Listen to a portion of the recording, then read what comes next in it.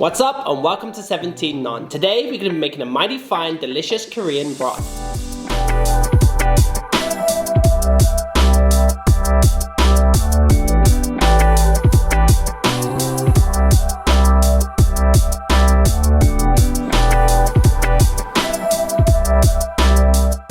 This broth will take some time to make, but it's the time and attention to details that'll take the broth to that next level. The broth is going to be packed with tons of brisket, lots of kimchi, and tons of umami. And if you like broth of any kind, then this is definitely going to be the recipe for you. And with all that said, let's make some broth.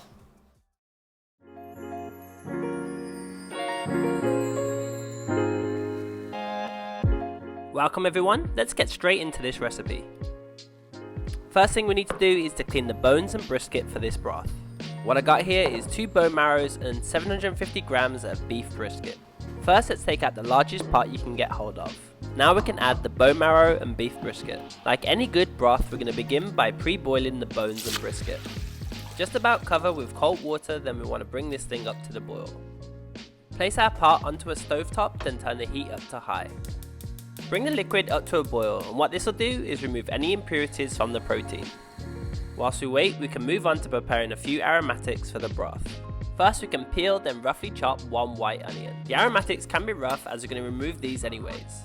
Next, crush and peel 1 whole garlic bulb, slice 10 grams of ginger, and we're also going to need half a daikon radish. Keep the good half to one side as we'll use this later. Roughly chop the daikon also, then it should be about time to check back in on the bones and brisket. After 30 minutes of boiling, the water should now look a little bit funky. Not the most appetizing, but it's time to move this from the heat. Carefully remove the bones and brisket, then add to a sieve. Now we want to thoroughly clean to remove of any extra impurities. Rinse under cold running water until nice and clean. This step is never fun, but this process will give us a nice clear broth towards the very end. When nice and clean, add the bones and brisket back into a fresh clean pot. And we can also add all of the sliced aromatics prepared earlier. Finally, cover again with fresh cold water, then this broth is ready to get cooking.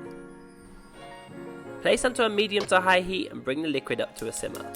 Now, when simmering away, turn the heat down to medium, then place a lid over the top.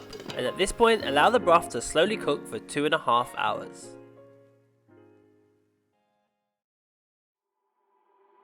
Two and a half hours later, it's now time to remove the brisket. By this point, the brisket should be now nice and tender.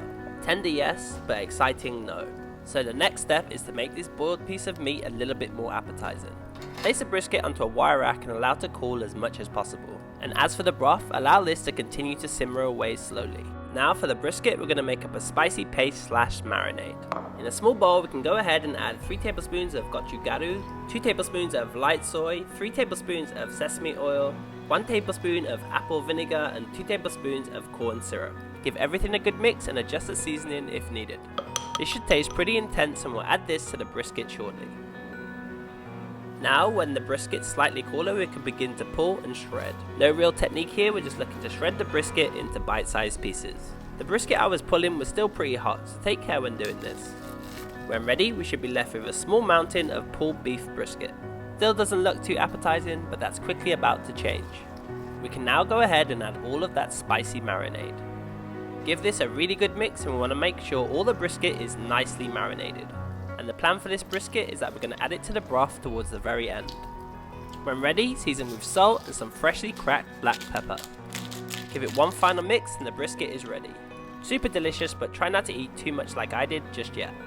Store to one side, and it's time to check back in on the broth. But first, it's time to hit the broth with some umami. What I got here is 8 dried anchovies with the guts and head removed. Add the dried anchovies to the simmering broth. And we can also add 10 grams of kombu. We can now turn the heat of the broth down to low and allow it to sit and steep for around 20 minutes. 20 minutes later, the broth should now be nicely infused. And it's now at this point we can remove all the aromatics and the marrow bone. So far, the broth at this point has had a cooking time of just over 3 hours. And at this point, the broth should now form a solid base for our soup. Keep this on a simmer, and it's time to make this broth even better.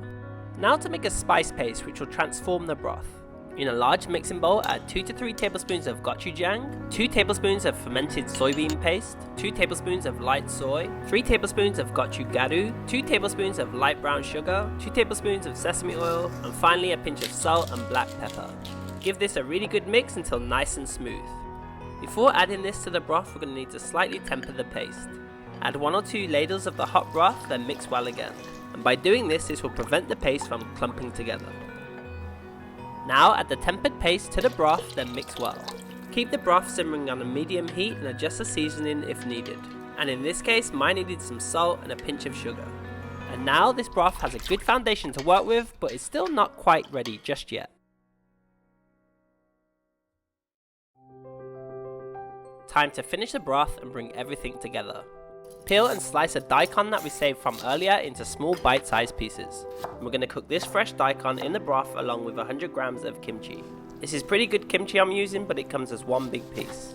Slice this up also so it's a bit more manageable, and we want to keep the juice from the kimchi also, as this will infuse the broth. We're also going to need some bean sprouts, which we'll add at the end, and some fried tofu. If you can't get hold of this, then soft silken tofu will do just fine. But before this, we first want to add the kimchi and daikon. Add to the broth and turn the heat slightly higher. And from here, we want to cook the daikon and infuse the broth with that kimchi. As the daikon is pretty small, this should take around 20 minutes or so. When cooked, turn the heat down to low, then allow the broth to just sit. And at this point, the broth is finally ready and packed full of flavour.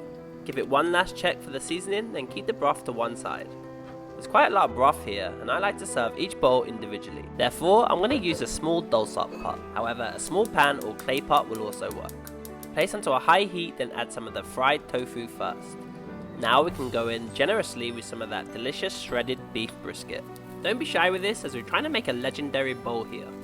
Next, we can go in with a good handful of bean sprouts. Then we can fill the pot up with as much broth as possible. Bring the broth up to a boil so all of the ingredients can get to know each other. Place a lid over the top, then let the broth do its thing for a minute or two. When ready, it's now time to dig into this broth. Carefully remove from the heat, and we're now ready to serve.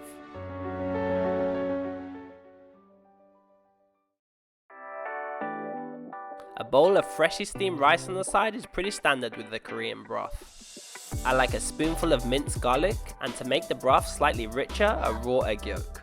Next, a handful of spring onions to lighten things up, and finish with some toasted sesame. And this, my friends, is going to be a mighty fine bowl of broth. Thank you all for watching, and I hope you guys get the chance to make this recipe. If you enjoyed the video, and if you haven't already, slap that subscribe button. Also, make sure to click the notification button, as there's a ton of recipes on the way, and it'd be cool to keep you guys in the loop. As for the broth, of course I'm going to go ahead and say this was delicious. The anchovies added a good amount of umami, and the broth had a good balance of spice and depth from the marrow bone. This is the definition of comfort food. And what's also great is that this recipe will feed quite a few people. If you made it until this far, then I sincerely say thank you for your support. Have fun, see you guys in the next episode, and peace. Have fun cooking.